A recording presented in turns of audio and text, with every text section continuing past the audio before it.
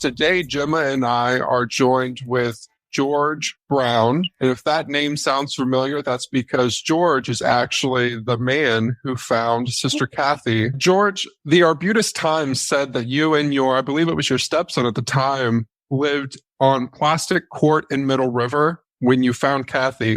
Is that accurate? No. Where were you living at the time? I was living on Monumental Road in Lansdowne. And how long were you there? I was there about 2 years. Are you a Baltimore native? Yes, I am. Okay, so you've been there for a while in the area. Where else have you lived in Baltimore? I've lived in Hampton, Remington, South Baltimore. When we spoke last, you mentioned that you had an interesting employment history. Can you remind me of that? I used to put burial vaults in the ground, if I'm not mistaken, at that time. Where was that at? See, Maryland Burial Vault Company. So what did that consist of? We put vaults in the ground for funeral. Okay, so that's the vault that people put the Caskets in. Okay, so did you do that for all around Baltimore? Yes, all over, pretty much all over the state. Wow. George, by the way, thank you so much for doing this for us. I do have a question. As Shane said, the Arbutus Times had your address inaccurate. Did you ever live on Plastic Court in Middle River, or how did that happen? Yes, at one time, yes. I lived there with my aunt. Okay. After my second wife and I separated. Okay, but you weren't living there at the time that you found Sister Cathy? No. Okay. No. Now, I know there's Monumental Road, Monumental Avenue. Which part of Monumental did you live on? Were you on the Highlands Ferry side or Highlands Ferry side road where the old Darlings Brewery used to be?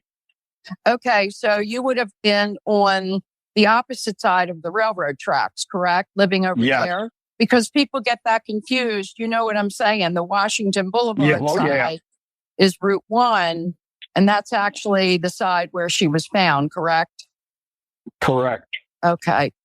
We understand that you guys were hunting. What would have caused you to be hunting in that area? I've looked at pictures, and it doesn't look like there's that much wooded area to be hunting in. Squirrels and rabbits. Okay. You're going to tell me that you would eat squirrels and rabbits? Oh, yes. No, don't tell me that. That's good eating. Okay. Your stepson, how old was he at the time? That's 7 years old. Okay. So that means you were what, in your 20s? Yes. It was late 20s. And so was that a normal thing for you guys to be hunting over there on I guess it was on a Saturday? Yeah. Okay. Somewhere, it'd be on a Saturday because I would have been off. And you cannot hunt on Sundays in Maryland.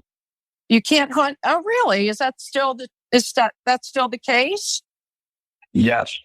If you do, you got to have a special permit, and it's only allowed in certain areas. Mm-hmm. Like your government will bring you in to go on their property because of deer or something is overpopulating the area. Do you remember where at in Lansdowne you were hunting that day? It was right there, not far from where I was living at. It'd take you about 5 minutes from my house to where we found her. You had hunted in that area before then? Oh, yeah. Was that private property at the time? Where she was found, I would say it was probably state property. And it used to be a dump, is that right? Yes. You had maybe 2 houses that were in that area around where she was at. I've read before that there was a brick factory somewhere around there. Do you remember that at all? I know you said you lived in the area as well. It was not a brick factory. It was a distillery. It was called Majestic Distillery. Okay, so the distillery was there, but there was no brick factory. No. Okay. George, I have the next question. Back in the day, when you were living on Monumental, do you remember if it was possible to cross the railroad tracks there? If kids were playing on the side that you lived on, would they be able to go across the railroad tracks to the other side? Oh, yeah. So there was no barrier? No. All you had was woods to go up through. Okay, so if you crossed the railroad tracks that would put you very close to the distillery, correct? Yes. Okay. You also had a ceiling mattress up in that area also. Okay. Is that building still there? Do you know? Which building? The Sealy Mattress Building? Yes, it's still there. And the distributor yard, the Majestic Distillery is still there. Yeah, I've seen that old building. It's creepy looking, isn't it? That was in production. It wasn't vacated. That was a production plant. I think I spoke to somebody over there and they said they're making pickles now. So I guess there's still something going on there. The office was open. I wanted to ask you, do you recall the Schmidt business, the trucking business on Holland's Ferry? Yeah, it was on over where but not far from where I lived at. And what do you remember about it? Did you know the guys that owned the company? No. I think it had it's a real remarkable building because it has a very blue roof. You can actually see it in aerial picture. I don't remember the name of the company. Yeah. Did you know the Schmidt family that lived up Monumental on Lincoln and Monumental on the corner there? No. What corner are you talking about? If you go up Monumental from like the distillery towards Route 1. And no, I didn't know anybody up on that side. They were off of Washington Boulevard, Route 1, whichever one you want to say. Right. Okay. George, would you mind walking me through, as best as you can remember, the timeline of everything that happened that day that you found Cathy? Yeah, I do the best I can. Me and my stepson, we had our German Shepherd dog with us. We had come out of the woods right there where Monumental Road was, or Avenue, whichever one you want to call it, where the distillery is, where we found her. And I had stopped to relieve Mother Nature. My stepson come up to me as I was walking down. He said, "Hey, Pop, there's a big old doll down there." And I walked down and I looked at it. Did not look like no doll. And I went down a little closer, and it was the body. The only way you could tell if it was male or female is if you looked real close and you could see where her breast should have been. There was an African-American family that lived in a house, say 50 yards from where it was at. And I went over and asked if they had a phone. And they said, yeah. I said, may I use it to call the police? And they said, yeah. I called the police department. They sent one car over. And then I showed the cop where the body was. He made a phone call on his radio. And the next thing I know, it's just like you opened up the sky and the cops come flying out. And I was reading your story, and they said they had turned around and came back. Nobody went down to where the distributor company was and turned around. They all pulled straight in. She was laying on the left-hand side of the road. There's barely enough room to get two vehicles down that road. Do you remember when the police came, what type of questions they were asking you by chance? They asked me how I happened to be in the area. Because I had a shotgun with me. I had my hunting license on my back and a hunting jacket. And it was a 12-gauge shotgun. And I was able to get a hold of my mother and her husband, and they came and got the dog and my stepson and let them go home.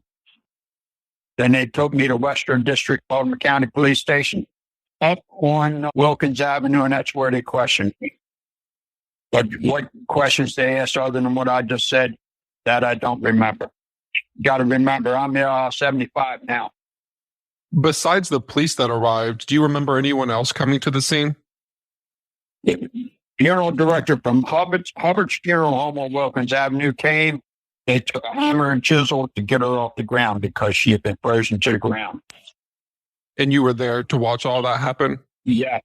Yes, I was. So did they already take her away before the police brought you to the station? Yes. Okay. Do you remember about how long they questioned you? I think I was there maybe about 2 hours. Okay. And then, of course, they let you go, I take it. Yes. Now, before you had come across Sister Cathy, did you remember hearing in the news about her going missing at all? Yes, Yes, I did. Okay, so Because she came missing from up Charles Street in the city. at what point did you realize that this was her? I had no idea until they said it. Did they say it when the police arrived? Oh, in the news. No. In the news, how I found out who it was. Okay. Do you remember ever hearing how they believe that she was killed? No. Okay, so you still probably don't know then. No. I'll say this. If I was a medical examiner, I think I would have been sick because there was no way you could, other than her breast mound, there was no way you could tell it was a female. You know, if you're looking at her, the animals or something had gotten to her genital area. We knew that just from reading the autopsy report, but when you were looking at her, was there anything that you could tell that could have been how she was killed? No. Okay, so that wasn't obvious when you saw her then? No. Okay. So after they had released you and you went home, have you ever been questioned about that day at all since then? No. No. When was the next time you'd ever hear about Sister Cathy? In the news not long after that, and then when you put that Netflix show. Oh, so The Keepers. You realized that was the lady that you found. Did you watch The Keepers? I watched some of it. I'm not too much of a person on that kind of stuff. Sure. But like I say, I watched some of it. Do you remember which parts you watched? When they was talking about the priest and all that kind of stuff. About her being found. Did you recognize the priest by any chance? No. No. So you had never heard of Father Maskell? No. I'm not a Catholic, and I like the way they conduct their services, but I don't like some of their restrictions and all that kind of stuff. Sure. So it's funny you say that because I'm not Catholic. So this whole thing has been a huge learning experience because, as I'm sure they have very strong rituals and things like that. Just by chance, you said you're not Catholic, so you weren't raised Catholic? No. Got it. Okay. My sister, I had friends that were Catholic.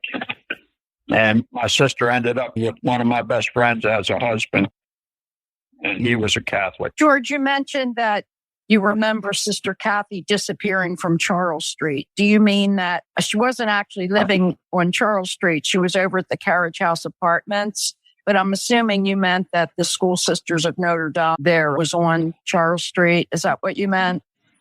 Yes, ma'am. Because that's where she came up. That's where she came up missing from. She actually was missing from. Do you know where the Carriage House Apartments are? On North Bend Road by Rockland Middle School. I know where you're talking about. Yeah, that's where she lived. She had left the high school. Yeah, but she, according to the news back then, she had been visiting or something up on Charles Street, and that's where they said she had originally came from missing. Oh, okay. She was in Edmondson Village Shopping Center, and she had come back to her apartment. So I'll go back and check and see where the Charles Street information came from. But it's like the newspaper said you lived on Plastic Fort. And now we understand that you wouldn't have driven all the way across the city. That's in Middle River, correct? Yes, off of Martin Boulevard. Okay. Now, is that near the marina? Which marina are you talking about? There's a bunch of marinas in Middle River, correct? Yes, on off of Eastern Avenue, on Old Eastern Avenue. Okay. I have a question about the day that you and your stepson found Sister Cathy. You said that he said there's a big doll there. Was that area was not wooded at the time, correct? Where she was found, it was an open. It was landfill. That was an. Yes. Okay. But it also had woods around it. Okay. And that area now is wooded, right? I imagine it is. It's been a while since I've been over there. Okay. Can you describe anything else about the crime scene that you remember? I'm sure it was not a pleasant scene, but was there anything else that you can think of that you saw on the ground or clothing or shoes? Purse, anything that you remember? Yeah, okay. She was fully clothed. She was fully clothed when I seen her. Okay. Do you remember a raincoat, a blue raincoat? Off the top of my head, no. No? Okay. You're saying that it was impossible to tell if it was a male or a female. Right. Unless you got real close to the body and took a good look. The Okay. only way I knew it was a female. She was clothed up top, but it was definite in that area that you could tell it was a female. Mm-hmm. Did you ever wonder why the police never questioned you again after all this time? That I have no idea. Just it's odd that they wouldn't have if they opened it back up. Right. Yeah, Baltimore County had my name, and they had the address that I was living at when I found her. Sure, they could have found me if they'd have wanted to look and check records and stuff like that. Would your stepson, do you think he would talk to us? Do you think he remembers much from that? I don't think he'll remember. I don't have no idea how to get a hold of him. His mother and I separated and they divorced. And we divorced. That's why I haven't seen my daughter since she was 7 years old, because I don't have Social Security cards back then. They didn't issue that when their child was first born in 1971. So do you still live in the Baltimore area? I live 5 minutes out of Annapolis. Oh, okay. I'm in Anne Arundel County. George, do you remember after you found Cathy, you had told us, or you had told me before, that you went to a house to call the police? Do you remember what house you went to and how that conversation happened? It was right next to the dump. It wasn't that far from the dump where I found her. It was maybe, like I said, maybe 50 yards, maybe less. So after you found Cathy, go ahead. After I found her, I went to the house and asked her if I could use a phone if she had one. And she said she had one. She let me use it. That's when I called the cops. Remember the names of any of the officers that you spoke to, or did you write anything down? No. Does James Scannell ring a bell? No, because I never knew any of the names of the police that was there. And when you went to the station, do you remember how many officers questioned you, or were they detectives or police officers? They might have been detectives. It's been a long while. You're talking 40, almost 50, 49. Yeah. Yep. It'll be 50 years in November. There you go. Yeah. I'm 75. Yeah. How did you feel about being there at the station and being questioned? What was that? What was that like? I was nervous. Yeah, I imagine anybody would be nervous being questioned for something you find like that. George, the work that Gemma and I are doing now, of course, we're trying to piece the timeline together, of course, to try to figure out what could have happened to Cathy. Is there anything about that day that you recall that could be important to our own investigation? No, not really. It was like in the afternoon, basically what it was. Yeah, that was my question. What time was it when you found her? It was about, I'd say maybe 2:00 in the afternoon. That must have been very upsetting for a 7-year-old boy to have to witness a dead body. Yes. Yeah. I kept him. I had to keep him away from that area. Sure. How close were you able to get yourself? I got real close to it. I got down to where I was next to the body to look at it to make sure it wasn't a doll or a body. Now, I'd never seen a doll that big. I understand. Do you recall another young woman being killed shortly after Sister Cathy disappeared by the name of Malecki? No, I might have seen something, but I never read the story. And do you recall living over there on Monumental, anything about people that would hang around that area? Or I know the distillery was on a dead end. Do you remember anybody like being around there, or the police having to be over there frequently because of young people hanging out? No. Do you have any questions for us, George? No, in a way, I think I would like to know what's going on with her case. I know it's cold. From what I've seen on the news, about almost a year ago, where they were talking about the stuff, the abuse and all that's going on with that school up on Caton Avenue. Right. I can't remember the name now. It's been a while. Archbishop Keogh. Yes. I was a student there. She was my teacher. Oh, she was. Sister Cathy was my teacher.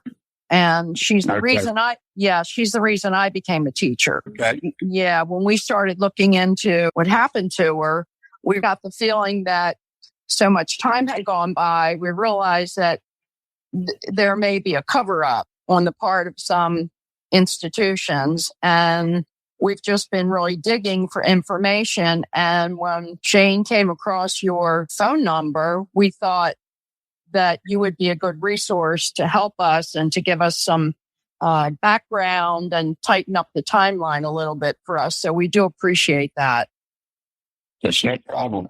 Yeah. I mean, she was a human being, and she deserves her family does.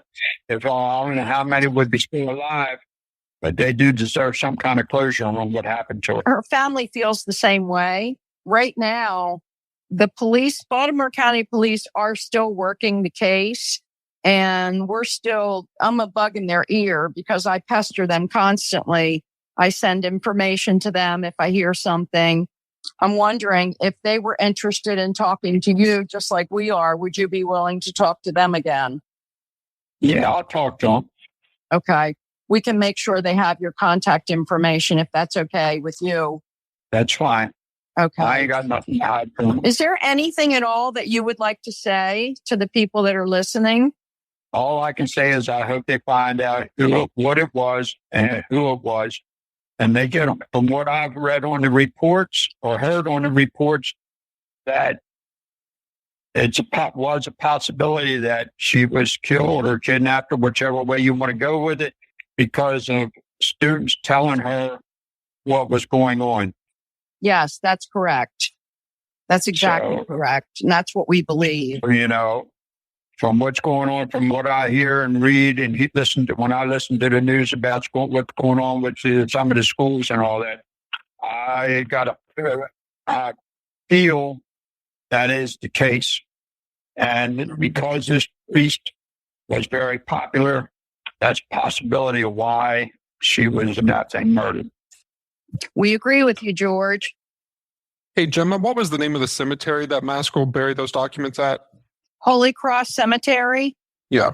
Paul Ritchie Highway. You know it. Yes, I know it. Like I said, I used to put burial vaults in the ground and know just about every cemetery in Baltimore City, Baltimore County, and all over the state. That's interesting. Shane? Yeah, that was the reason I had asked. I know that you mentioned about putting those vaults in cemeteries. I take it you did put vaults in Holy Cross. Yes. Do you ever remember, and I know we're working 50 years of memory here, but do you ever remember running across Father Maskell there or Mr. Story, who's the groundskeeper? No. I don't even remember that. I probably might have known the groundskeeper, but I don't remember his name or anything. In fact, I'm pretty sure he's possibly passed away by now. When we go into cemeteries, a lot of times we take and talk to the foremen. They show us where the graves are to be at and stuff like that. So with Father Maskell, and I don't know how much of this you're aware of, we know for a fact that he had buried documents in the ground at Holy Cross Cemetery. And we've had people tell us that their loved ones seem to have been moved from one location to another. With your experience with those vaults, when you would go in to put a vault in, do you think it would be possible for him to have a vault put in and not have a body be put in there? Yes, it's possible. Okay. We used to take in some of the cemeteries would take the backhoe and put the vaults in the ground for us instead of us having to log the tripod and the chain ball, and everything back to wherever the grave was. We just put a cable around the vault or a hook chains up inside the vault to the hooks that set the casket up from the bottom and put them in the ground. Yeah, I want to add something here because I'm not sure all the listeners understand what George is saying about the vaults. A vault it's made out of metal, correct, George? No, what's it made of? It's made of concrete. It weighs with just the lid and the exact box is about 2,500 pounds. And so not everybody uses a vault. Some people put a casket directly into the ground. Other people. That was a long time ago. Back when I was doing it, the law was changed in the cemeteries that you had to use at least what they call a liner. In other words, that's the cheapest other than wood that you could buy. Right. Because once you open up a grave, then you go next door to that grave and you open that one up, the wall, there's maybe about a 3-inch wall between one grave to another grave. And sometimes if you had just a plain ordinary wooden box, that would cause the wall to cave in. Correct. So they put a stop to that. Now you have to use at least a concrete liner. Okay. The only one that still use that is the Jewish cemeteries. There's the ones that use the wood. Now, there are several layers of vaults. The liner, which has 2 holes in the bottom, then you go on up the line, depending on who the vault company is that you go to. And the farther up you go, there's what they call copper line. It has copper on the inside. Right. And the casket, the bottom of the casket fits into those 2 holes. It's like it holds it together. No, the casket sits on what they call 4 hooks. Is what you use to put that vault down or liner down into the grave. And that casket sits up on top of those hooks, which is about 1.5 inches, 2 inches off the. That was a lesson. Yeah, no kidding. When you weren't doing the vault company, what other jobs did you have in the area around Baltimore? I used to drive for a company called Dryden Oil, which is no longer in effect. And that was basically, at that time, basically it. George, you may have already said this, but how long did you live on Monumental? About 2 years. Okay. And where were you before that? In Middle River? Let's see. No, we lived in the city on Patterson Park Avenue. And then after Monumental? I was living with an aunt then, so I can't remember the exact order of where I lived at. It's not exact. But I've lived on McHenry Street with my mother and her that time husband. Where'd you go to school? I went to school right there on, where was it at? Calvert Street for the 1st grade. I can't remember the name of the school, but I also went to Trench Tillman on Patterson Park Avenue when I was 7 years old. Also went to Robert Poole Junior High and Elementary. For high school, I went to Mervo. Where's that located? That's over there by where the old stadium was. Okay. 33rd. We appreciate everything you've shared with us, George. Glad, like I said, I'd just like to know what happened with it, and hopefully that the family will get some closure on what happened and why.